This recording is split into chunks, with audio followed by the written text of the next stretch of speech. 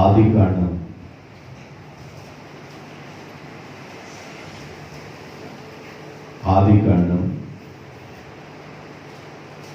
13వ అధ్యాయము 8వ వచనాన్ని చదువుకున్నాం. కాబట్టి అబ్రహాము లోతుతో అంటున్నాడు, మనము బంధువులము గనుక నాకును నీకును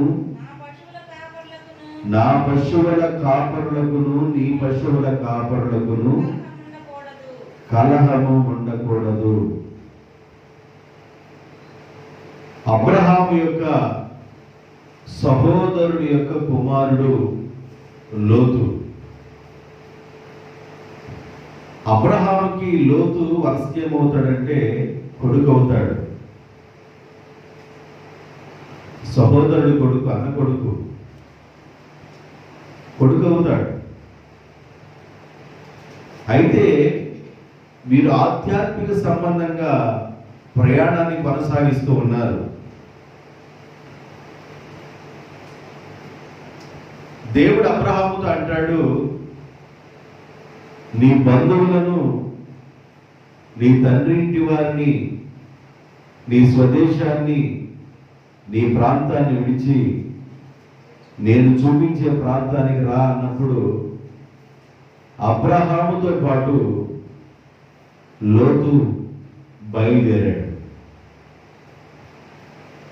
వరుసకి కుమారుడైన సహోదరుడు అంటాడు, తన వివాహం చేసుకున్న శారాయిని సహోదరి అంటాడు.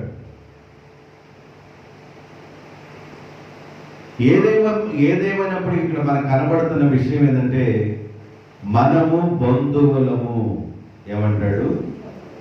మనము బంధువులము గనుక మనకి కలహం ఉండకూడదు. అబ్రహాము చాలా విషయాలు తీవ్రంగా ఆలోచన చేసి ఆయన మాట్లాడుతున్న మాట ఏంటంటే, మనము బంధువులం. నీకు ఆస్తి పెరిగింది, నాకు ఆస్తి పెరిగింది. నీకు పశువులు పెరిగినాయి, నాకు పశువులు పెరిగినాయి.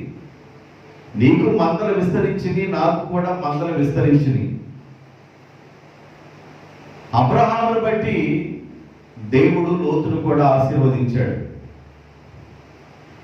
ఆశీర్వాదం ఎక్కడి నుండి వచ్చిందంటే దేవుని దగ్గర నుండే వచ్చింది. ఆశీర్వాదం అనేది దేవుని దగ్గర నుండి రాకపోతే మనం ఏమి పొందలేము, మన జీవితం ఏమి అనుభవించలేము. ఆశీర్వాదం దేవుని దగ్గర నుండి వస్తుంది. యెహోవా మందిరములో రాత్రి గడుపువారులారా, సీయోనులో నుండి యెహోవా మిమ్మలను ఆశీర్వదించునుగాక. ఆశీర్వాదాలు దేవుని దగ్గర నుండి వస్తాయి. అబ్రహాము దేవుని మాట విన్నాడు కనుక, అబ్రహాము దేవుని యొక్క మాటకు లోబడ్డాడు కనుక అబ్రహాము మీదకి వచ్చిన ఆశీర్వాదం లోతు మీదకి వచ్చింది. అబ్రహాము మీదకి వచ్చిన దీవెన లోతు మీద కూడా వచ్చింది. డైరెక్ట్ వే లోతుకు లేదు, డైరెక్ట్ దీవెన లోతుకు లేదు. డైరెక్ట్ దీవెన అబ్రహాముకు ఉంది. అబ్రహాముతో ఉన్నాడు కనుక అబ్రహాము మీద వచ్చిన ఆశీర్వాదం లోతుకు కూడా వచ్చింది. ఇక్కడ జ్ఞాపకం చేసే విషయం ఏంటంటే, మనము బంధువులము. మనము బంధువులము కనుక మనకి కలహం ఉండకూడదు. మణిమ గారు పొడగబెట్టుకో, వత్తబాకు ఇటు చూడు, నాకెళ్ళే. మనము బంధువులము కనుక మనకి కలహం ఉండకూడదు, తగాదాలు ఉండకూడదు, పోట్లాటలు ఉండకూడదు. ఒకరినొకరు అర్థం చేసుకోవాలి. మిస్అండర్స్టాండింగ్ ఉండకూడదు. నీ పశువుల కాపర్లకి నా పశువుల కాపర్లకి పొలవెల్లి దగ్గర నుంచి గొడవ వస్తుంది అన్నట్టుగా విన్నాను. కాబట్టి మనకి కలహాలు ఉండకూడదని అబ్రహాము లోతుతో మాట్లాడుతున్నాడు. అక్కడ ఉన్న కాపురంతో మాట్లాడుతుంది. ముందు ఎవరితో చర్చ చేస్తున్నాడంటే లోతుతో చర్చ చేస్తా ఉన్నాడు. బంధుత్వం అనేది చాలా ప్రాముఖ్యమైంది. బంధుత్వాన్ని పోగొట్టుకోకూడదు. బంధుత్వాన్ని ఎప్పుడు వదిలిపెట్టమన్నాడంటే దేవుని యొక్క రాజ్యానికి ఎవరైనా అడ్డుగా వచ్చినప్పుడు, నీ తల్లి కానీ నీ తండ్రి కానీ, నీ కుమారుడు కానీ నీ కుమార్తె కానీ, నీ అక్క కానీ నీ చెల్లెలు కానీ, ఎవరైనా దేవుని యొక్క రాజ్యానికి అడ్డుగా వచ్చినప్పుడు వాళ్ళతో నువ్వు కలిసి ఉండకపోయినా పర్లేదు అన్నాడు తప్ప బంధుత్వాన్ని విడిచిపెట్టకూడదు. యేసు ప్రభు ఆయన జీవించిన రోజుల్లో తన తల్లిదండ్రులకు లోబడి ఉన్నాడు, తన కుటుంబానికి లోబడి ఉన్నాడు. ఆఖరణ ఆయన సిలువలో ప్రాణాన్ని వదిలేస్తూ కూడా యోహాను వైపు చూసి యోహాను అంటాడు, ఆ తల్లితో అంటాడు, అమ్మా ఇదిగో నీ కుమారుడు. అంటే యేసు ప్రభు అంత సేవ చేస్తున్నా కూడా బంధుత్వాన్ని విడిచిపెట్టలేదు. ఒకసారి యేసు ప్రభు తల్లి యేసు ప్రభుతో మాట్లాడడానికి వచ్చింది. యేసు ప్రభు చాలా బిజీగా ఉన్నాడు. అనేకులతో వాక్యాన్ని, దేవుని యొక్క రాజ్యాన్ని గురించి మాట్లాడుతూ ఉన్నారు. అందరూ ఒక వ్యక్తి పరిగెత్తుకుంటూ వచ్చి బోధకుడా వాక్యం మధ్యలో మాట్లాడుతున్నాడు కదా ప్రభు, మధ్యలో మాట్లాడుతున్నప్పుడు ఆయన ఆపకూడదనే విషయాన్ని కూడా ఆ వ్యక్తికి తెలియకుండా ఆతృతగా పరిగెత్తుకుంటూ వచ్చి బోధకుడా నీ తల్లి బయట వెయిటింగ్ లిస్టులో ఉందని ఆయన వెయిట్ చేస్తా ఉంది అని అన్నారు. అప్పుడు బోధకుడు అన్నాడు, నా తల్లి ఎవరు? నా సహోదరులు ఎవరు? నా ఎదురు కూర్చొని నా తండ్రి మాట వినేవాళ్లే నా తల్లి, నా తండ్రి, నా సహోదరులు అన్నాడు. అంటే దేవుని యొక్క రాజ్యానికి ఏదైనా అడ్డుగా ఉన్నప్పుడు తప్ప నీ బంధుత్వాన్ని నువ్వు వదిలిపెట్టకూడదు. ఒకవేళ నువ్వు ప్రభువుని నమ్ముకున్నావు, నీ బంధువుల్లో ఎవరో ప్రభువుని నమ్ముకోలేదు, అయినా నీ వాళ్ళ కోసం ఏం చేయాలంటే ప్రార్థన చెయ్యాలి. నేను ప్రభువుని నమ్ముకున్నానండి, నేను చాలా జాగ్రత్తగా ఉన్నాను, నేను ఎవరింటికి వెళ్ళలేదు, మీ పకోడీ నేను కూడా నేను తింటలేదు, మా పకోడీ కూడా మీరు తినబాకండి అన్నట్టుగా బంధువుల దగ్గర బిహేవ్ చేయకూడదు. బంధువులను రక్షించుకోవడానికి ప్రయత్నం చేయాలి. బంధువులు మనం జాగ్రత్తగా ఉండాలని అబ్రహాం గుర్తు చేస్తా ఉన్నాడు. మనం బంధువులు కనుక మనం కలిసి ఉండాలి అని గుర్తు చేస్తా ఉన్నాడు. అపోస్తలుడైన పౌలు గారు రోమా సంఘానికి ఉత్తరం రాస్తూ 9వ అధ్యాయము 3వ వచనంలో ఒక మాట జ్ఞాపకం చేస్తాడు. 9వ అధ్యాయము 3వ వచనం, పరిశుద్ధాత్మయందు నా మనస్సాక్షి నాతో కూడా సాక్ష్యమిచ్చుచున్నది, సాధ్యమైన ఎడల దేహ సంబంధులైన నా సహోదరుల కొరకు నేను క్రీస్తు నుండి వేరై నా దేహ సంబంధులైన నా బంధువులకి నేను వేరై ఉంటే నేను శాపగ్రస్తుడైపోతాను. దేహ సంబంధమైన బంధువులు అంటే ఎవరు? దేహ సంబంధం, శరీర సంబంధమైన బంధువులని అర్థం. దేహ సంబంధమైన బంధువులకు నేను వేరై ఉండగోరిన ఎడల, దేహ సంబంధమైన బంధువులు మన ఆంటీ కావచ్చు, ఒకవేళ పెద్దమ్మో చిన్నమ్మో పెద్దనాన్నో చిన్ననాన్నో తాతయ్యో బాబాయో అక్కో చెల్లిలో ఏ వరసన్నా కానివ్వండి, నీ బంధువులు దేహ సంబంధమైన బంధువులు. ఏ బంధువులంట? దేహ సంబంధమైన బంధువులకు నేను వేరై ఉండగోరిన ఎడల నేను శాపగ్రస్తుడవుతాను. మరి ఏంది పౌలు గారు అని అంటే, నా దేహ సంబంధమైన బంధువులు రక్షణ పొందాలని నేను ప్రార్థించుచున్నాను అన్నాడు. స్నేహితులు, బంధువుల్ని పోగొట్టుకోకూడదు. అయితే కొంతమంది బంధువులు ఎలాగుంటారో చెప్తాను, జాగ్రత్తగా వినండి. కొంతమంది బంధువులు ఎలాగుంటారో చెప్తాను. బంధువుల్ని పోగొట్టుకోకూడదు, కానీ కొంతమంది బంధువులు ఎలాగుంటారో కాస్త ముందుకెళ్ళిన తర్వాత చెప్తాను. అదే రోమీయులకు రాసిన పత్రిక 16వ అధ్యాయము 21వ వచనం. నా జత పనివాడైన తిమోతి నా బంధువులకు లుకియా, యాసోను, సోసిపత్రు అనువారును మీకు వందనములు చెప్పుచున్నారు. నా బంధువులు మీకు వందనాలు చెబుతున్నారు. ఓ రోమాలో ఉన్న సంఘస్థులారా, నా బంధువులైన లుకియా, యాసోను ఇలాంటి వారందరూ మీకు వందనాలు చెబుతున్నారు. నా బంధువులకు నేను వేరై ఉండగోరిని ఎడల నేను శాపగ్రస్తుడైపోతాను. కాబట్టి నా బంధువుల కొరకు నేను ఏం చేస్తున్నానంటే ప్రార్థన చేస్తున్నాను. బంధువుల కొరకు ఏం చేస్తున్నారంట? ప్రార్థన చేస్తున్నారు.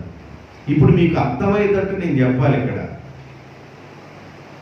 బంధువుల్లో పేదవాళ్ళు ఉంటారు, బంధువుల్లో కలెక్టర్లు ఉంటారు. బంధువుల్లో పేదవాళ్ళు ఉంటారు, బంధువుల్లో డాక్టర్లు ఉంటారు. బంధువుల్లో పేదవాళ్ళు ఉంటారు, బంధువుల్లో ఇంజనీర్లు ఉంటారు. బంధువుల్లో పేదవాళ్ళు ఉంటారు, బంధువుల్లో స్టేషన్ మాస్టర్ కావచ్చు, రైల్వే స్టేషన్ మాస్టర్ కావచ్చు. అంటే బంధువుల్లో ఉన్నవాళ్ళు కొంతమంది రిచ్ ఫ్యామిలీ వాళ్ళు ఉండొచ్చు, కొంతమంది పేదవాళ్ళు ఉండొచ్చు.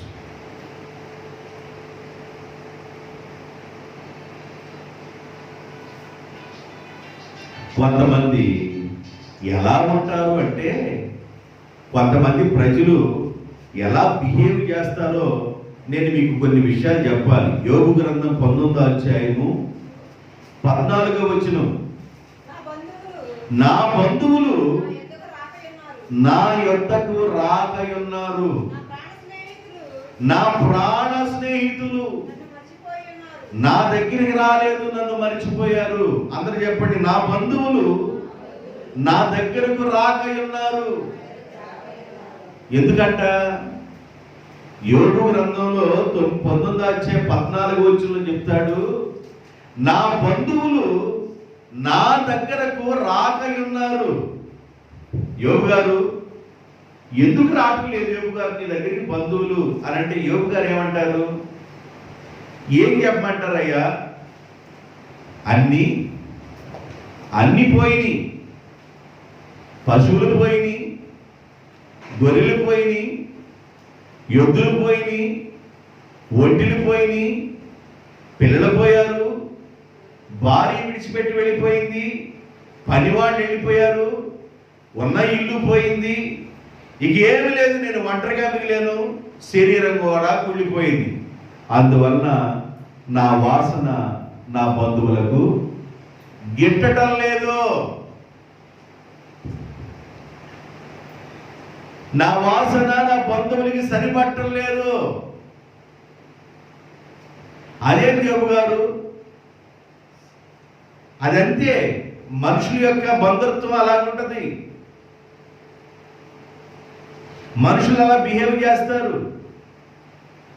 మనిషి యొక్క నైజం అది, మనిషి యొక్క తత్వం అది.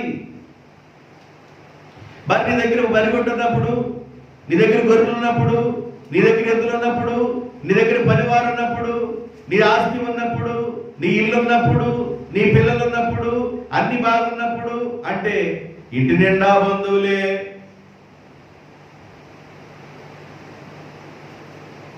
వండేదానికి తెచ్చేదానికి తేడా ఏమి లేదు. పొయ్యి ఆరుతుల్లా ఉండేదానికి, వండే వాళ్ళకి, దించే వాళ్ళకి తేడా లేదు. ఇంటి నిండా అందరూ బంధువులే. మరి ఇప్పుడేమైపోయారు బంధువులంటే, నా బంధువులు నన్ను విడిచిపోయారు, నా ప్రాణ స్నేహితులు నన్ను విడిచిపోయారు. మరి ఏం చేస్తున్నావు యోబు అంటే, ఎవరు విడిచిపోయినా నన్ను విడవని వ్యక్తి ఒక వ్యక్తి ఉన్నాడు. ఆయనే నజరేయుడని యేసుక్రీస్తు. దేవునికి స్తోత్రం. నన్ను విడవని వ్యక్తి, నన్ను మరవని వ్యక్తి, నన్ను ముద్దాడే వ్యక్తి, నాకు నడక నేర్పించిన వ్యక్తి, తల్లి గర్భంలో పిండోత్పత్తిగా ఉన్నప్పుడు ఆయన కన్నులతో నన్ను చూసిన వ్యక్తి, నా ఆయుష్కాలం ఆయన చేతిలో దాచిన వ్యక్తి ఆయన ఉన్నాడు.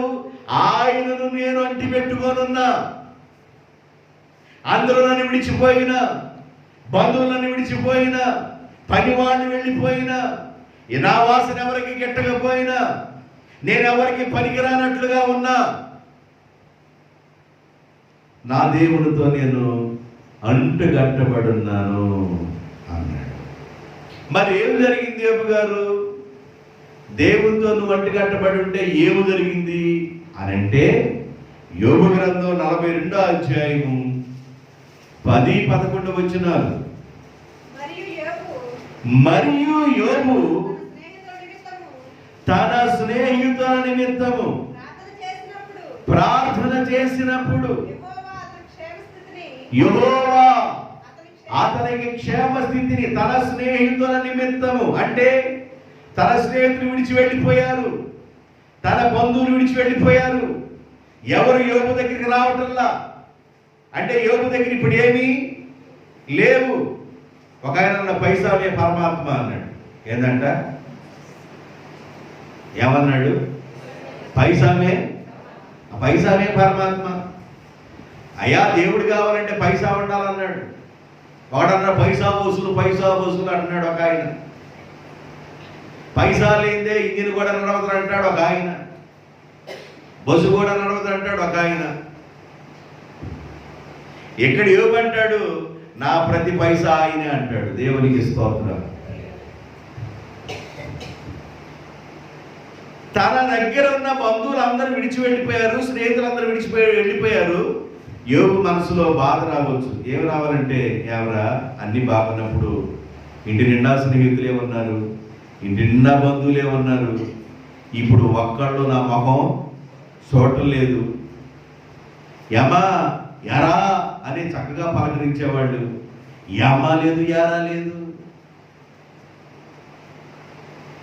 అయ్యా లేదు, గొయ్యా లేదు, అసలు పలకరింపే లేదు, అసలు మనిషిని చూడటమే లేదు, అసలు మనిషి బాగానే చూడటమే లేదు.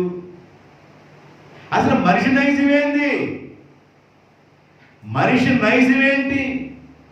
ఇక్కడ మనిషి నైజం కనబడుతుంది, తేటగా కనబడుతుంది.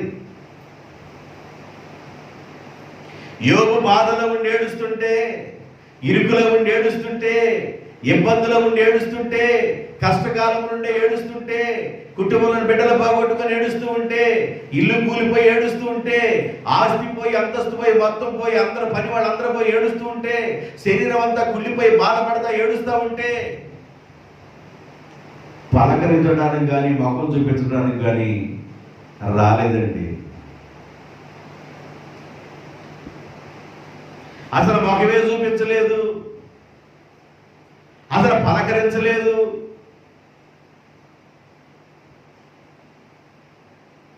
ఆ 42వ అధ్యాయం 10-11 వచనాలు. ప్రార్థన చేసినప్పుడు, యోబు ప్రార్థన చేసినప్పుడు యెహోవా అతనికి క్షేమ స్థితిని మరలా దయచేసెను. అతనికి క్షేమ స్థితిని మరలా దయచేసెను. మరలా యోబునకు పూర్వము కలిగిన వైభవం కంటే రెండంతల అధికముగా యెహోవా తనకి వైభవాన్ని దయచేసెను. అప్పుడు అమ్మా ఇప్పుడు జాగ్రత్తగా అక్కడ గీత పెద్ద గీత పెట్టుకున్నాడు. అప్పుడు యోబు సహోదరులు అందరూ ఇందాక ఏమైపోయారు అక్క చెల్లెళ్ళందరూ? యోబు యొక్క సహోదరులు అందరూ, తన అక్క చెల్లెళ్ళు అందరూ, అంతకుముందు ఆయనకు పరిచయస్తులందరూ వచ్చి అతనితో కూడా అతని ఇంట అసలు భోజనం లేదు, మామూలు భోజనమే. అతని ఇంట అన్నపానములు పుచ్చుకొని యెహోవా అతని మీదికి రప్పించిన సమస్త బాధన గూర్చి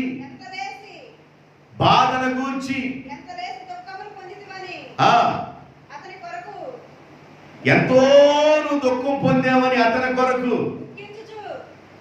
అన్న తిన్న తర్వాత ఇంకెందుకు మళ్ళీ దుఃఖపడ్డ?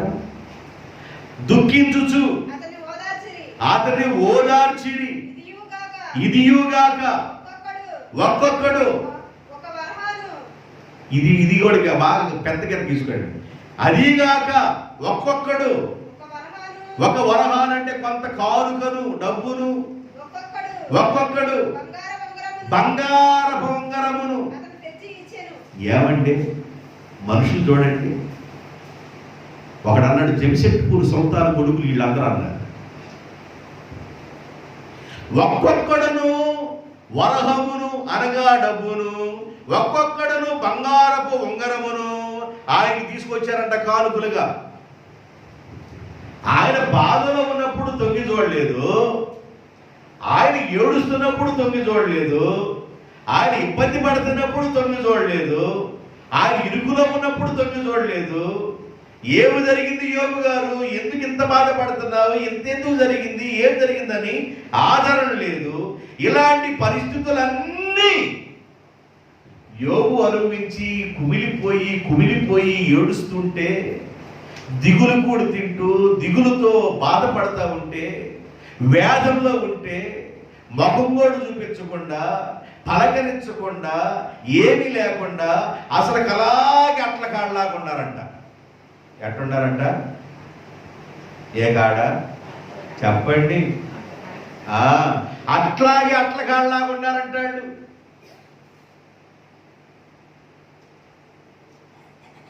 యోబుకి అన్ని బాగున్నప్పుడు ఇంట్లో ప్రతిరోజు విందే, ప్రతిరోజు భోజనం. నేను ముందే చెప్పా, భోజనం అన్నాడు ఏంటి అనుకుంటున్నారేమో, వాక్యం ఉన్నది చెబుతున్నా. ప్రతిరోజు విందు జరుగుతూ ఉండేది తన ఇంట్లో. ప్రతిరోజు పండగే, వచ్చేవాళ్ళు, పోయేవాళ్ళు, తినేవాళ్ళు, కడిగేవాళ్ళు, అసలు తెప్పు లేదు.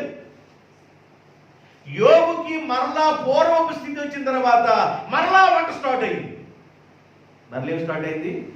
వండటం, పెట్టడం, తినేవాళ్ళు, వచ్చేవాళ్ళు, పోయేవాళ్ళు. ఇప్పుడు ఏం చేశారంటే వరహం తీసుకొచ్చారంట. వరహం అంటే కొంత డబ్బుని కానుకగా తెచ్చారంట. అది కాదు, బంగార బొంగరాలు తీసుకొచ్చారంట. ఎవరికి? యోబు యొక్క అక్క చెల్లెళ్ళు, పరిచయస్తులు, తెలిసిన వాళ్ళు, బంధువులు అందరూ. మనిషి యొక్క నైజం అనేది ఎలాగుంటుందో మీరు ఇక్కడ కరెక్ట్గా చూడాలా, పిక్చర్ చూసినట్టు చూడాలా. అందరిని నమ్మబాకండి. ఏ సేపు నమ్మేసుకున్నట్టు నమ్మేసుకుంటారు నిన్ను కూడా. అందరు నమ్మబాకండి. ఏ సేవ నమ్మేసుకున్నట్టు నిన్ను కూడా నమ్మేసుకుంటారు. జాగ్రత్త. నా అంతనా అంతనా అని వాటేసుకోబాకు. శుభ్రంగా పళ్ళానికి తిన్న తర్వాత ఏం చేస్తాం మనం? అన్నం కలుపుకొని తిన్న తర్వాత ఏం చేస్తారు మీరు? మీరేం చేయరా? చేయి కడిగేసుకుంటారు అంతే. ఆ అంచు ఈ అంచుకి పటా పటా పటా గిరి ఏమి లేకుండా తుడిసి పళ్ళి పంచుదు కూడా అన్నదాకా మిమ్మల్ని లాకేస్తారని చెప్తున్నా. మిమ్మల్ని లాకేస్తారని చెప్తున్నా. అది అయినప్పటికీ మనం ఏం చేయాలంటే ప్రార్థన చేయాలి. దేవునికి స్తోత్రం. ప్రార్థన చేయాలి. మనుషులు ఎలా ఉంటారంటే,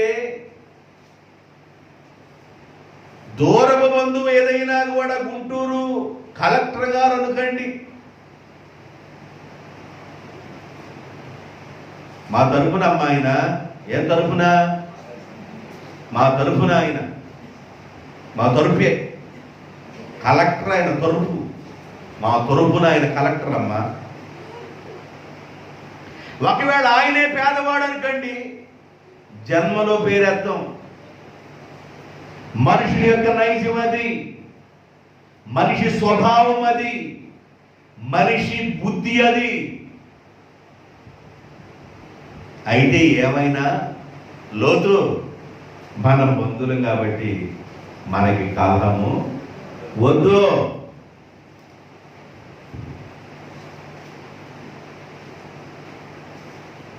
నిజమైన బంధువుడు ఎవరంటే, నీ ఆపదలో ఉన్నప్పుడు నీ దగ్గరికి వచ్చి నేను పరామర్శించిన వాడే నిజమైన బంధువుడు, నిజమైన స్నేహితుడు.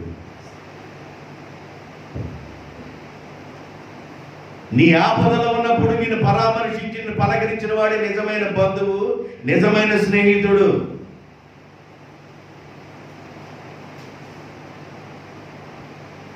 బాగా మంచు కాలంలో మంచు పడతా కప్పుకోవడానికి దుప్పట్లేక గడగడ వణిగిపోయి గూళ్ళన్నీ జారేసుకొని రెండు చేతులు తీసుకొని రెండు కాళ్ళ కింద పెట్టుకొని గడగడ బొగ్గలు కూడా చెక్క బొగ్గలు అలా అలా ఆడుతూ ఉన్నప్పుడు, గెడ్డం అలాగా దంచుతున్నప్పుడు కప్పుకోవడం దుప్పటించున్నాడే స్నేహితుడు. దేవునికి స్తోత్రం. చలేస్తుందమ్మా, గడగడలాడుతున్నావు నాన్న, జాగ్రత్తగా పడుకమ్మా, సరిపడుతుందా నాన్న? ఏళ్ళ చచ్చిందాక నమ్మాకండి. వీళ్ళు నిన్ను చంపి కూడా మామూలుగా కోళ్ళకి కుక్కలకి వేస్తారు నిన్ను. చచ్చిందాక నమ్మాక ఈ శవాలని.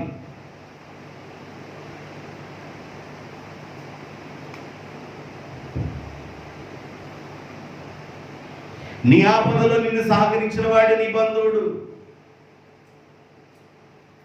నీ ఇరుకుల్లో నీ ఇబ్బందులు పరామర్శించిన వాడే.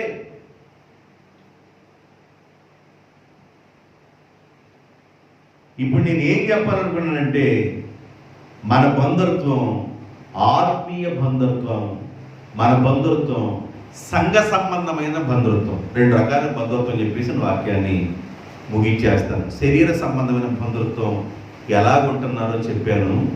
ఇప్పుడు నేను మీకు ఏ బంధుత్వం చెప్పాలనుకున్నానంటే, ఆత్మీయ బంధుత్వం. ఏ బంధుత్వం చెప్పాలనుకున్నాను? ఇప్పుడు శరీర సంబంధం బంధుత్వం చెప్పాలంటే చాలా విషయాలు ఇంకా నేను చెప్పొచ్చు, కానీ చాలా అంతవరకు. ఆత్మ సంబంధమైన బంధుత్వం, ఆత్మ సంబంధమైన బాంధవ్యం, దాని గురించి చెప్తాను. వాక్యం అర్థం కాకుండా ఎంతకాలం పేడ కడేస్తే అక్కడే ఉండి వంట అయిపోయినట్టుగా వంటగా వండబాకండి. పేడేసి వెళ్ళింది గేదె, అది ఎండిపోతే వంట అయింది, అట్టకి వండబాకండి. అది తెలుసుకోండి. ఆత్మ సంబంధమైన బంధుత్వం 2 సమూయేలు గ్రంథం 5వ అధ్యాయం, సమూయేలు 2వ గ్రంథం 5వ అధ్యాయం 1వ వచనం.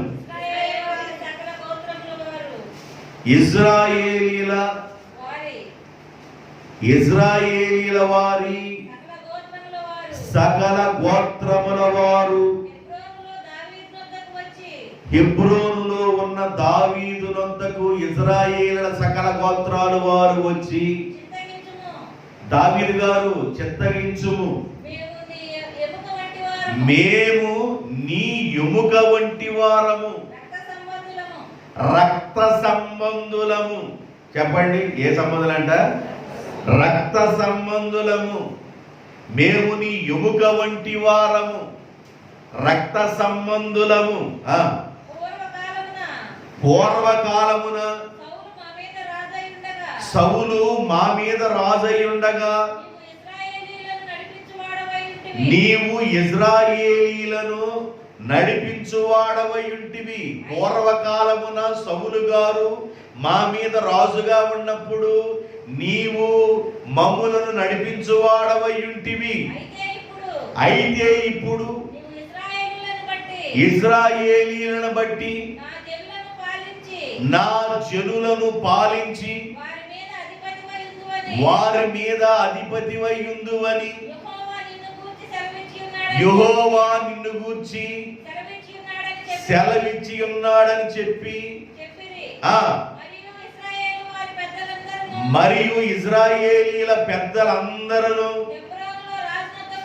హెబ్రోనులో రాజు నొద్దకు రాగా రాజైన దావీదు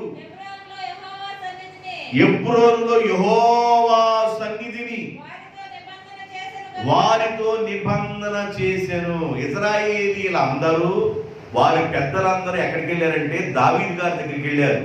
అయ్యా దావీదు గారు చిన్న వయసే, ఇశ్రాయేలు చాలా పెద్దవాళ్ళు ఉన్నారు, పెద్దలు ఇశ్రాయేలు అందరూ వెళ్ళారు, దావీదు గారి దగ్గరికి వెళ్ళారు. మా మీద సౌలు రాజుగా ఉన్నప్పుడు మమ్ములను నీవు నడిపించిన వాడుగా ఉన్నావు, నీవు మా ఎముకవు. ఏందంట ఆయన దావీదు ఎవరండి? దావీదు ఏమన్నా అమాలేకీయుడా లేకపోతే ఏమన్నా దావీదు ఏమన్నా గొర్యాదుకు సంబంధించిన బంధువులా? కాదు, దావీదు కూడా యూదుల్లో నుండి ఉన్నవాడే, ఇశ్రాయేలులో ఉన్నవాడే. అందుకని ఇశ్రాయేలు అందరూ అంటారు, నీవు మా ఎముకవు, నీవు మా బంధువు, మమ్మల్ని పాలించువాడుగా నడిపించువాడుగా నువ్వు ఉండయ్యా అని కోరుకున్నారు. ఆత్మ సంబంధంగా ఆధ్యాత్మికంగా బలం కలిగిన వ్యక్తి దావీదు. ఎన్నో కష్టాలు పడ్డాడు, ఎన్నో ఇరుకులు అనుభవించాడు, సౌలు రాజు కింద తరమబడ్డాడు, నిందలు అనుభవించాడు, బాధలు అనుభవించాడు, కష్టాలు అనుభవించాడు. వీటన్నిటిలో నుండి దేవుడు దావీదు భక్తులను షైన్ చేశాడు.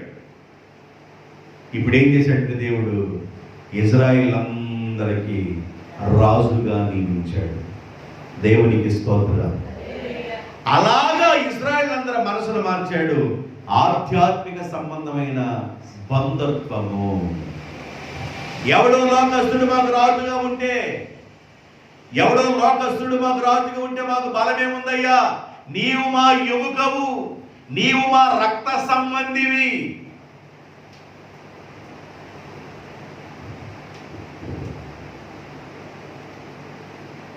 నీవు మా ఎముకవు, నీవు మా రక్త సంబంధము కనుక నీవు సౌలు రాజుగా ఉన్నప్పుడు నువ్వు నడిపించేవాడుగా ఉన్నావు కాబట్టి ఇప్పుడు నీవే కావాలి అని కోరుకున్నారు దావీదు గారు. ఆత్మ సంబంధమైన బంధుత్వం. నా ఎముకలో, చెప్పండి, నా ఎముకలో, నా మాంసంలో, నా ఎముకవు, నీవు మాకు సంబంధించిన వాడవు, మా రక్త సంబంధివి, మా బంధువుడవు. ఆత్మ సంబంధమైన బంధుత్వాన్ని పోగొట్టుకోకూడదు, ఆత్మీయులను అసలు పోగొట్టుకోకూడదు. నీకు ఆత్మీయంగా నిన్ను నడిపించిన వాళ్ళని అసలు పోగొట్టుకోకూడదు. నీ కష్టకాలంలో ఆత్మీయులు నీకు ప్రార్థన చేసిన వాళ్ళను పోగొట్టుకోకూడదు.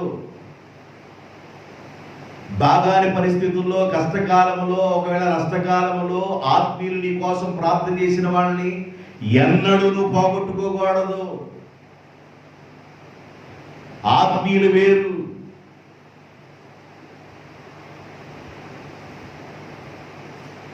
ఒకడు అమెరికాలో జాబ్ చేశాడు. 20 సంవత్సరాల తర్వాత తిరిగి వచ్చాడు వాళ్ళ తాతోళ్ళ ఇంటికి. తిరిగి వచ్చిన తర్వాత 20 సంవత్సరాల తర్వాత అయినా ఏమని పిలుస్తాడు? ఇంటికి వచ్చిన తర్వాత వాళ్ళ తాతని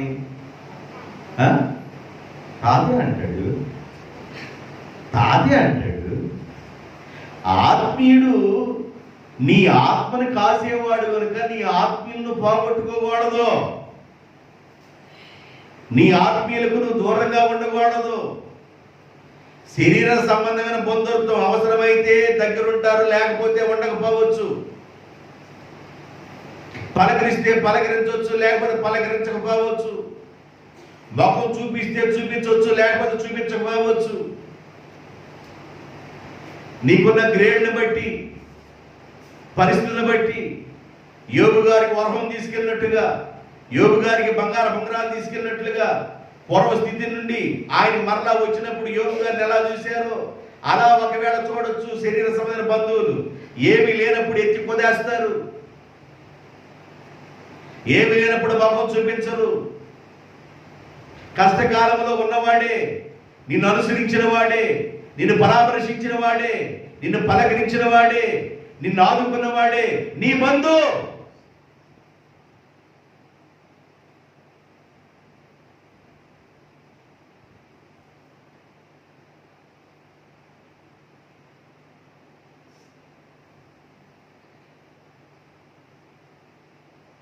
ఆత్మ సంబంధమైన బంధుత్వాన్ని నీవు వదిలిపెట్టకూడదు.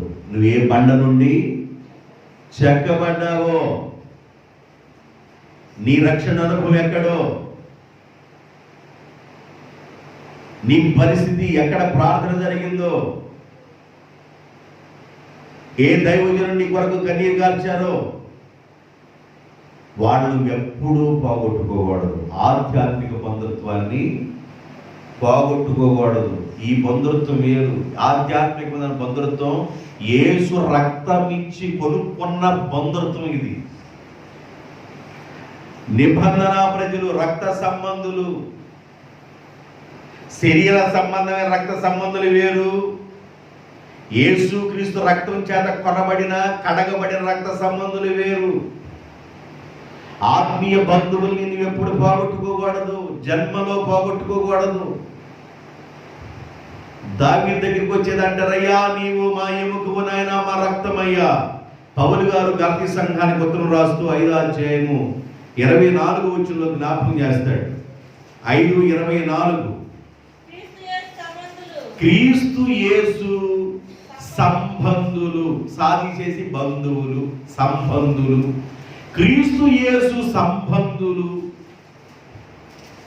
మనం ఎవరి సంబంధులు అంట చెప్పండి? ఎవరి సంబంధులు? యేసు ప్రభు యొక్క రక్తం చేత కడగబడిన సంబంధులు. యేసు రక్తం చేత కడగబడిన సంబంధులు. పెద్దవాడు కావచ్చు, చిన్నవాడు కావచ్చు, ఉన్నవాడు కావచ్చు, లేనివాడు కావచ్చు, వారొక క్యాస్ట్ కావచ్చు, మీరొక కులం కావచ్చు, ఏది ఏమైనా క్రీస్తు యేసు రక్తం చేత కడగబడిన క్రీస్తు యేసు సంబంధులు ఆత్మ సంబంధమైన సంబంధులు. ఆత్మ సంబంధమైన సంబంధాన్ని నువ్వెప్పుడు తెచ్చుకోకూడదు, నువ్వెప్పుడు వదిలిపెట్టకూడదు. ఆత్మ సంబంధమైన సంబంధం మనం కాపాడుకోవాలి. పౌలు గారు ఎందుకు ఆ ఉత్తరాన్ని రాస్తున్నాడు? తేటగా ఎందుకు రాస్తున్నాడు? ఒకవేళ లోక సంబంధమైన బంధువులు వేరు, వాళ్ళు ఎలాగుంటారో మీకు చెప్పాను. మీరు కూడా వాళ్ళతో ఎలాగుంటారో చెప్పాను. వాడు పేదవాళ్ళైతే మీరు ఎలాగుంటారో చెప్పాను. వాడు ధనికులైతే మీరు ఎలాగుంటారో చెప్పాను.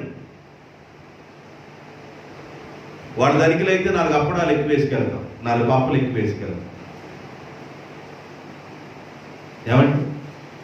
అవతల ధనికులు అనుకండి క్యాన్ నిండా తీసుకెళ్తాం. అవతల పేదవాడు అనుకోండి క్యాన్ సగానికే. మీరు మామూలు అనుకున్నారండి, మామూలు మనుషులు అనుకున్నారండి.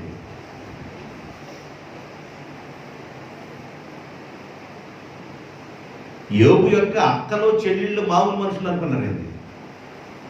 యోబు యొక్క అక్క చెల్లెళ్ళు మామూలు అనుకున్నారు. వీళ్ళు బొమ్మలు, చెక్క బొమ్మలు.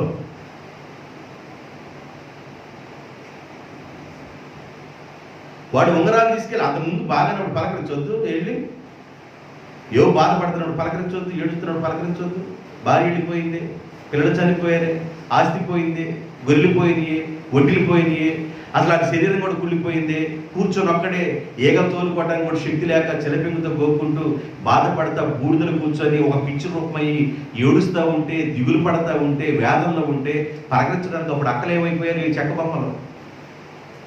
ఇప్పుడు ఉంగరాలు తీసుకెళ్ళారంటాడు. ఏం తీసుకెళ్లారు? ఎందుకు తీసుకెళ్లారు? పూర్వపు వైభవం దేవుడు ఆయనకి దయచేశాడంట. అది శరీర సంబంధం ఉండేవాడు, మామూలు ఉండదు ఎవరు.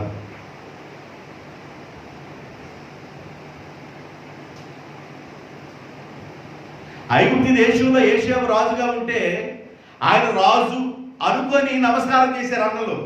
కాదు నాయన తమ్ముడు అనుకున్నప్పుడే ఎక్కడోడక్కడ పొదులపాలెం ఒకడు, సిరిపూడు ఒకడు, మెట్టపాలపాలెం ఒకడు, ఈ కాలగట్టం బట్టి పూడివాడు ఒకడు పరిగెడతానికి పరుగులు ఎత్తారు, అందులో ఉండాలి. అప్పుడు వేసేమన్నాడు, అరే మిమ్మల్ని సంపలేరా, మీరు నన్ను కొట్టారు, మీరు నన్ను ఇబ్బంది పెట్టారు, మీరు నన్ను గుంట్లో పడేశారు, అవన్నీ నా మనసులో లేవులే, మిమ్మల్ని దంచరు కానీ రండి అన్నాడు. పరిగెత్తే రంగులో ఉన్నారు, ఎందుకంటే వాడు చేసింది అని నాకు గుర్తొచ్చింది.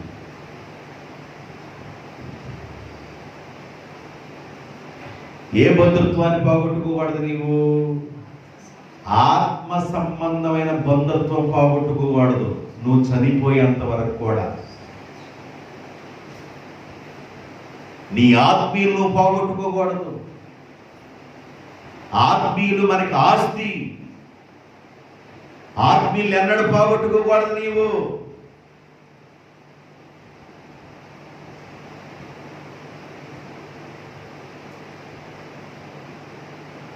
ఏసన్న గారి గుడికి వెళ్తేనే ఏసన్న మా పాస్టర్ అంటనే, సతీష్ కుమార్ దగ్గరికి వెళ్తే సతీష్ కుమార్ మా పాస్టర్ అంటనే, బెల్లవాడు ఏది బెల్లంకొండ ఆయన ఎవరు సార్ ప్రవీణ్ దగ్గరికి వెళ్తే ఆయన మా పాస్టర్ అంటనే. మరి నీ పాస్టర్ అసలు ఎవడు? అసలు ఎవరు నీ పాస్టర్? బెల్లంకొండ అయినా నీ పాస్టరా, లేకపోతే హైదరాబాద్ సతీష్ కుమారా, లేకపోతే ఏసన్న గారు నీ పాస్టర్ గారు? అసలు ఎవరు నీ పాస్టర్ గారు?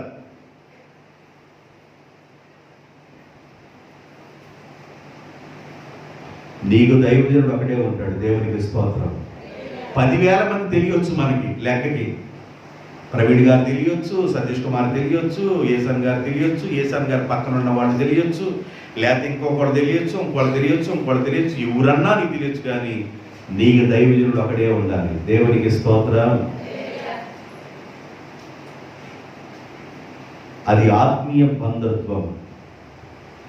ఋతు గ్రంథం 3వ అధ్యాయం, ఋతు గ్రంథం 3వ అధ్యాయం 1-2 వచనాలు. ఆమె అత్త అయిన నయోమి, నా కుమారి నీకు మేలు కలుగునట్లు. ఋతు అత్త అయిన నయోమి కోడలు అంటుంది, నా కుమారి. ఏమంటుందంట కోడలు పట్టుకొని? నా కూతురా. నా కుమారి అంటే కుమారిమా అని కాదు అని అర్థం. అత్తను చూస్తే చాలు తాసుపా ముంగి చూసుకున్నట్టే, కోడలు చూస్తే చాలు తాసుపా ముంగిసిని చూసుకున్నట్టే. కోడల్ని కూతురుగా చూస్తుంది నయోమి. అందుకని కార్తీక దీపం పెద్ద హిట్ అయిపోతుంది. ఎప్పుడు వదలట్ల దాన్ని. 7:30 గంటలకి మోత రావటం ఆలస్యం, బంగారం లక్క అతుక్కున్నట్టే.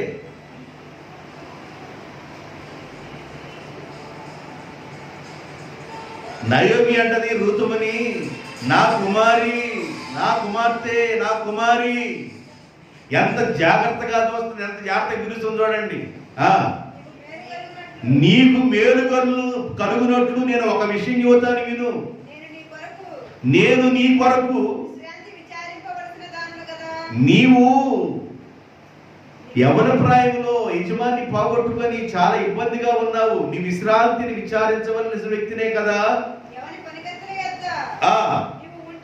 యవని పనికత్తుల యొద్ద నీవు ఉంటివో.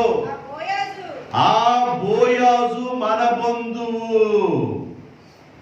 బోయాజు ఎవరంట? మన బంధువు. అమ్మా, బోయాజు ఎవరో కాదు, నాకు కుమారుడు లాంటి వాడమ్మా. బోయాజు మన బంధువు. ఎవరి పొలములోకి వెళ్ళి నువ్వు పరిగెరబాకు. బోయాజు పొలములోనే నువ్వు పరిగెరుకు. బోయాజు మన బంధువు. బోయాజు రూతుమ్మని వివాహం చేసుకున్న తర్వాత అన్య దేశస్థురాలైన రూతుమ్మ, మోయాబీ దేశస్థురాలైన రూతుమ్మ వివాహం చేసుకున్న తర్వాత బోయాజు రూతునందు ఓబేదును కనెను, ఓబేదు యెషయ్యను కనెను, యెషయ్య దావీదును కనెను, దావీదునకు 14వ తరం యేసు ప్రభు వచ్చాడు.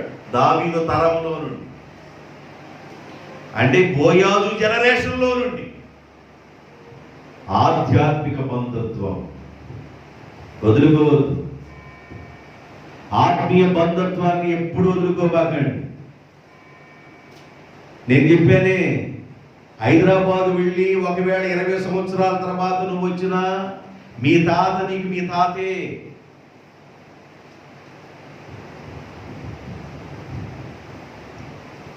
తాతను పట్టుకుని ఏమని అంటావా? ఒరే మురస్తులవాడా అంటావా? దీనికి ఒళ్ళు కొవ్వింది అనరు. ఆయన్ని తాత తాత అని చక్కగా పిలవాలి, బాబుని బాబు అని పిలవాలి. కొవ్వినట్టు పిలవకూడదు. కొవ్విన దాన్ని కోసాడంట, విందు చేసింది దేన్ని కోసాడంట, తక్కువ వెనుక మడి తిరిగి వచ్చినప్పుడు అడ్డంగా బలిసి ఎగురుతుందంట, దాన్ని పోయి అంటారు.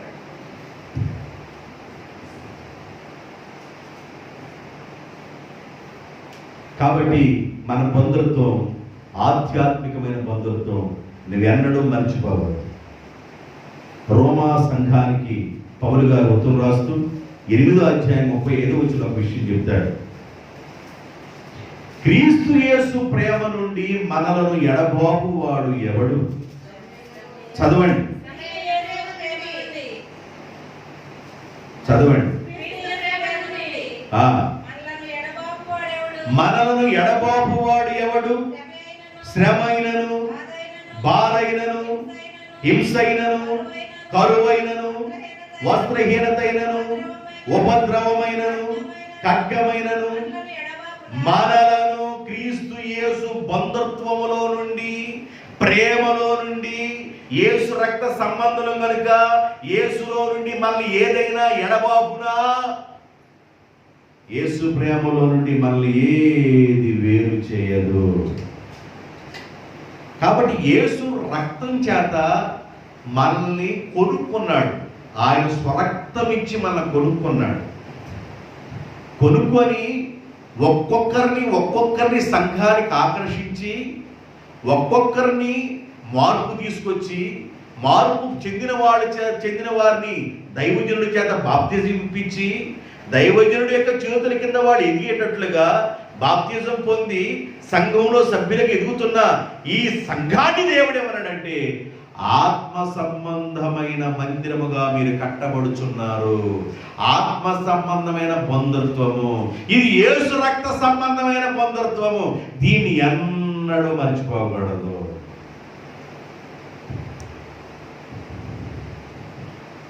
కొంతమందికి బాధలో ఉన్నప్పుడు పలకరించడానికి రాకపోయినా కూడా, కష్టకాలంలో పలకరించడం రాకపోయినా కూడా, కొంతమందికి ప్రాణతి ఎక్కువ ఉండేది. ఒక్కొక్కడి మీద లోపల గుండె అట్ట కొట్టుకుంటూ ఉండేది. ఆగిపోయిందా కొట్టుకుంటుంది, ఆగిపోయింది కొట్టుకున్నట్టుకుంది. ఒకళ్ళంటే అంత తీపి ఎక్కువ.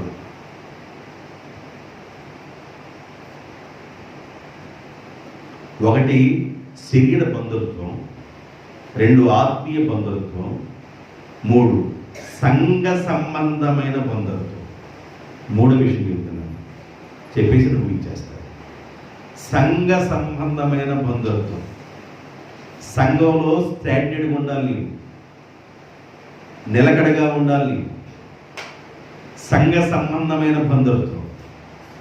పౌలు గారు ఎఫెసీ సంఘానికి ఉత్తరం రాస్తూ 3వ అధ్యాయం 14వ వచనంలో ఒక మాట చెప్తాడు. ఈ హేతువు చేత పరలోకమందును భూమి మీద ఉన్న ప్రతి కుటుంబము, పరలోకమందును భూమి మీద ఉన్న ప్రతి కుటుంబము ఏ తండ్రిని బట్టి కుటుంబము అని పిలువబడుచున్నారో ఆ పరలోకపు తండ్రి ఎదుట నేను మోకాళ్ళు అని, మీరు అంతరంగ పురుషుని యందు శక్తి కలిగి దేవుని ఆత్మ వలన మీరు బలపరచబడినట్లుగా క్రీస్తు మీ హృదయంలో విశ్వాసం ద్వారా నివసింపనీయుడి. ఆగండి. ఏ తండ్రి చేత మీరు కుటుంబము అని పిలువబడుతున్నారు? మనకి శరీర సంబంధంగా తండ్రులు ఉన్నారు. మా నాన్నగారు వేరు, మీ నాన్నగారు వేరు, మీ నాన్నగారు వేరు, మీ నాన్నగారు వేరు. పేర్లు చెప్పమంటే 90 పేర్లు చెబుతాం. ఎవరు నాన్న పేరు వాళ్ళు చెబుతాం. కానీ ఇక్కడ కూర్చున్న మనందరికీ ఒక తండ్రి ఉన్నాడు. ఏ తండ్రి చేత ఒక కుటుంబముగా మీరు పిలువబడుతున్నారు? ఏ తండ్రి చేత మీరందరూ ఒక కుటుంబముగా పిలువబడుతున్నారు అంటే ఏ తండ్రి చేత పిలువబడుతున్నాం మనం? పరలోకంలో ఉన్న తండ్రి చేత కుమారుడైన క్రీస్తుని బట్టి మనమందరం ఒక కుటుంబము, యేసు రక్త సంబంధులము. దేవునికి స్తోత్రం. సంఘంలో ఒక కుటుంబంగా ఉండాలి. ఆ కుటుంబం కూడా ఎలా ఉండాలంటే, కాలంటే చెయ్యి పడినట్టుగా, చెయ్యంటే కాలు పడినట్టుగా, ఎడవ కన్నంటే కుడి కన్నుకు పడినట్టుగా, కుడి కన్నంటే ఎడవ కన్నుకు పడినట్టుగా. ఒక ముక్కు పీకేసింది, ఒక ముక్కే గాలి వచ్చింది.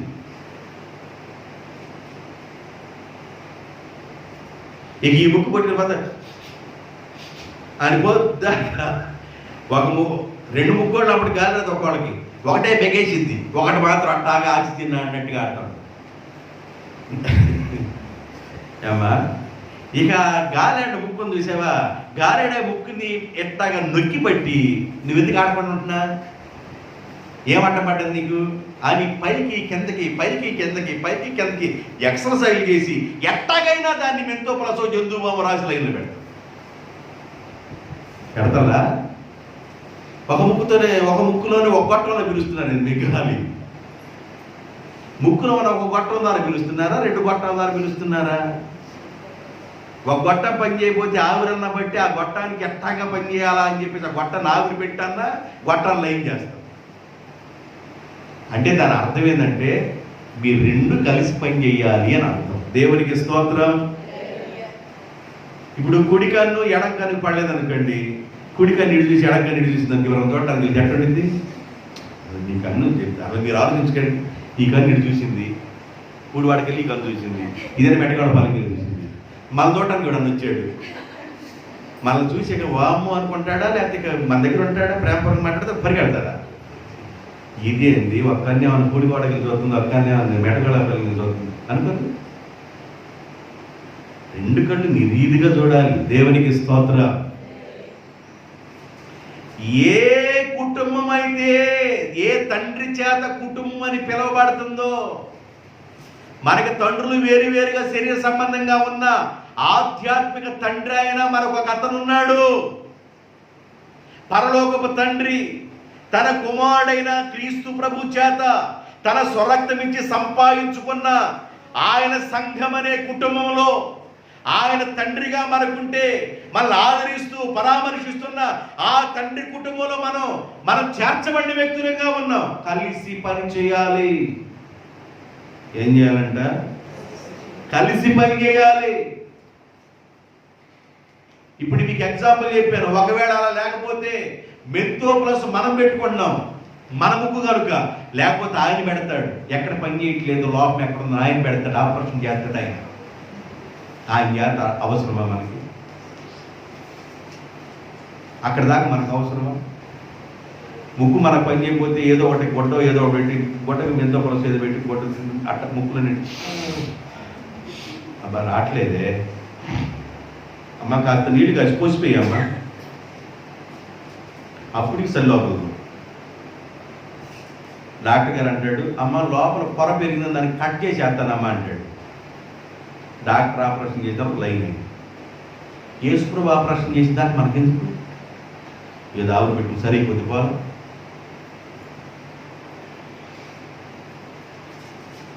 నీకు తేట తెల్లగా అర్థమవును గాక. దేవునికి స్తోత్రం. మనం ఒక కుటుంబం, మనకు ఒక తండ్రి ఉన్నాడు. ఆ తండ్రి పరిశుద్ధుడు, ఆ తండ్రి నిర్దోషి, ఆ తండ్రి నిష్కల్మషుడు, ఆ తండ్రి నిందారహితుడు.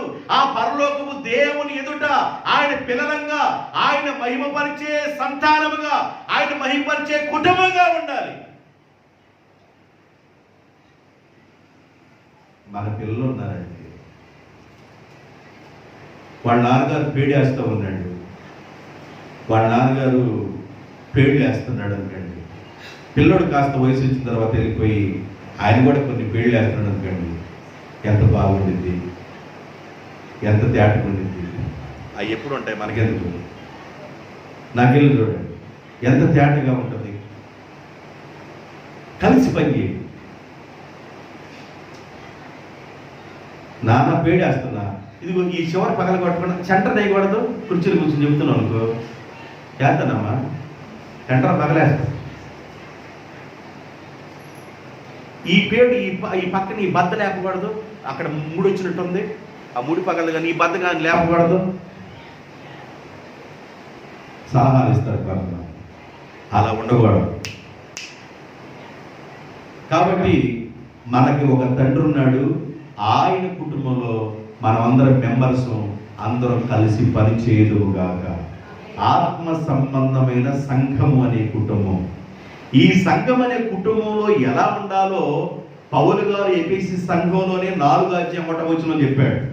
4వ అధ్యాయము 1వ వచనం, కాబట్టి మీరు సమాధానము అనే బంధము, సమాధానం అనే బంధము చేత ఆత్మ కలిగించు ఐక్యతను కాపాడుకొనుటయందు శ్రద్ధ కలిగిన వారై ఉండండి. సమాధానం అనే బంధత్వము, సమాధానం అనే బంధం. బంధుత్వాన్ని పోగొట్టుకోకూడదు, ఆత్మీయ బంధుత్వాన్ని, సంఘ బంధుత్వాన్ని పోగొట్టుకోకూడదు. సంఘంలో ఎలా ఉండాలంటే సమాధానముతో ఉండాలి. సమాధానం అనే బంధము చేత ఆత్మ కలిగించే ఐక్యతను కాపాడుకొని యందు ఆసక్తి కలిగి ఉండండి. సంఘంలో సమాధానం ఉండాలి, సంఘంలో సమాధానం ఉండాలి. సమాధానం అనే బంధుత్వం చేత ఉండాలి. సంఘం కలిసిమెలిసి ఉండాలి, ఐక్యతగా ఉండాలి,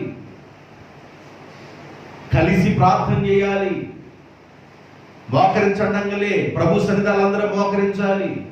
ఒక యూనిటీ, శ్రద్ధ కలిగి ఉండాలి.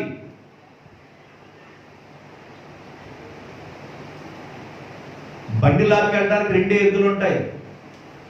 వాడు ఒక పక్క ఇంకోటి ఒక పక్క లాక్కెళ్ళినంతకాలం బండి వెళ్ళదు.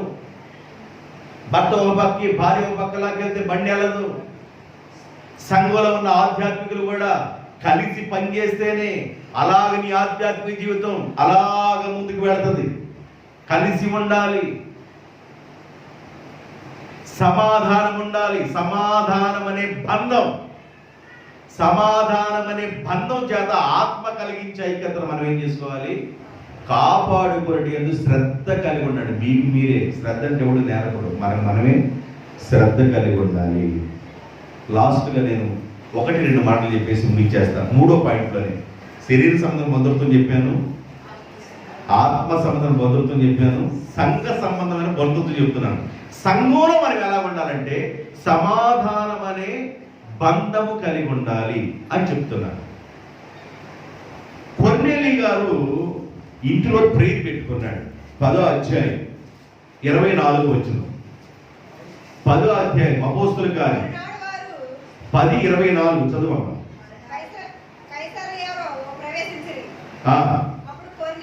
అప్పుడు కొర్నేలి తన బంధువులను, ముఖ్య స్నేహితులను పిలిపించుకొని పేతురు గారి యొక్క రాక కోసం కనిపెట్టుకొని ఉండెను. దైవజనుడు ఎవరో కొర్నేలికి దేవుడు బయలుపరిచాడు. ఆ రోజు నుండి కొర్నేలి దైవజనుడైన పేతురుని వదిలిపెట్టలేదు. దైవజనుడు దేవుని దర్శనం కలిగిన వాడని కొర్నేలికి అర్థమైంది. దేవుని పిలుపు కలిగిన వాడు అర్థమైంది.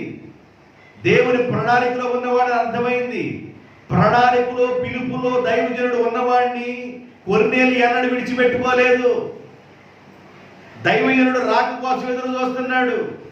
దైవజనుడు వచ్చే సమయానికి తన కుటుంబంలో కుటుంబ ప్రార్థన ఎలా ఏర్పాటు చేశాడంటే తన బంధువులను ముఖ్య స్నేహితులందరూ పిలిపించుకొని ఇల్లంతా బంధువులతో ముఖ్య స్నేహితులతో నింపి ఉన్నాడు.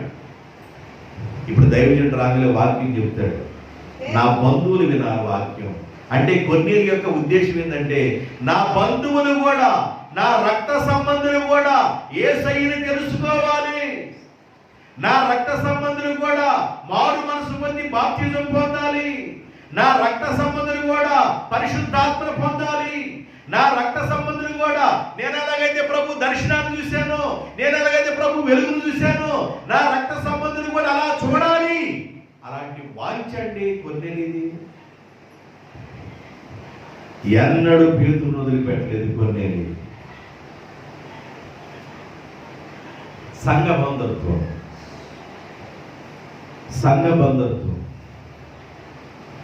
కాబట్టి తన బంధువులను ముఖ్య స్నేహితులను తను ప్రార్థనకు పిలుచుకున్నాడు. తనకి ప్రార్థన పిలుచుకొని అలాగా ఆ సంఘాన్ని, ఆ కుటుంబంలో అందరూ పరిశుద్ధాత్మతో నింపబడ్డారు. పేతురు గారు ఎప్పుడైతే ఎంటర్ అయిపోయాడో వాళ్ళందరూ హృదయాలు ఇప్పుకున్నారు. పేతురు మాట్లాడుతుండగా అందరూ దేవుని ఆత్మ చేత, దేవుని శక్తి చేత నింపబడ్డారు. దేవుని ప్రసన్నత వారి మీదకి వచ్చేసింది. కాబట్టి 3 రకాలైన బంధుత్వాన్ని నేను మీకు జ్ఞాపకం చేశాను. ఒకటి శరీర సంబంధమైన బంధుత్వం, రావచ్చు రాకపోవచ్చు. రావచ్చు, ఇప్పుడు వస్తారో మనకు తెలియవచ్చు, ఇప్పుడు రాదో మనకు తెలియవచ్చు. ఇలాంటి పరిస్థితులు ఉంటాయి. అర్థమైందండి? అది శరీర సంబంధ బంధుత్వం. యేసు రక్తపు బంధుత్వం, సంఘ బంధుత్వం. యేసు రక్తంతో కడగబడిన మనం, కొనబడిన మనం సంఘంలో ఎక్కడైతే మనం ఉన్నామో ఆ బంధుత్వాన్ని ఎన్నడూ ఎన్నడూ ఎన్నడూ ఎన్నడూ విడిచిపెట్టకూడదు. ఈ విషయాన్ని మనసులో ముద్రించబడాలి. ఈ మాటల చేత ప్రభువే హెచ్చరించాడని నువ్వు నమ్మాలి. ఈ మాటల ద్వారా దేవుడు నిన్ను దీవించునుగాక. ఆమేన్. తలలోంచండి, ప్రార్థన చేద్దాం.